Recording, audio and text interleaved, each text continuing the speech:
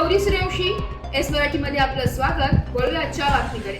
आता पण मला इतके वर्षानंतर मला सोडलेला आहे रोडवरती आणि आज ह्यांचे धनंजय मुंडेचे कार्यकर्ते रोज माझी आईच्या आणि माझी मुलीच्या विनयभंग करत आहे.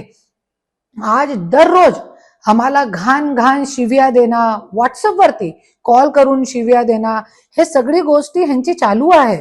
आणि तुम्ही बघू शकता इतका घाण, हे बलात्कार पेक्षा जास्त घाणेरडा कृत्य आहे. इतका घाण, माझी मेलेली आईला त्यांचे 2 कोटीचे कार्यकर्ते माझी मुलीला, आज माझी अल्पवयीन मुलीला इतक्या घाणेरडा बोलताय, माझी मेलेली आईला बोलताय, इतके घाणेरडे मेसेज माझे व्हॉट्सअप वरती करताय. किती हिंमत आहे हे लोकांची. आज संतोष देशमुख हत्या प्रकरण झाला, त्याच्यामध्ये त्यांचा छोटा आका आतमध्ये गेला, तरी पण हे लोकांना काहीही वाटलं नाही. हे लोकांना काहीही एक सुधारणा आली नाही.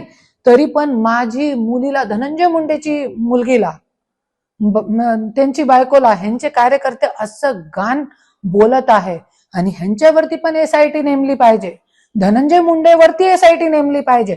कशाला त्यांची सालीने त्यांच्यावरती विनयभंगचा आरोप केला होता, कशाला त्यांनी माघार घेतली, हे सगळी गोष्टीवरती SIT नेमली पाहिजे. कशाला मुंबई सोडून ती इंदोरमध्ये गेली परत आणि आजपर्यंत कधीही परत आली नाही.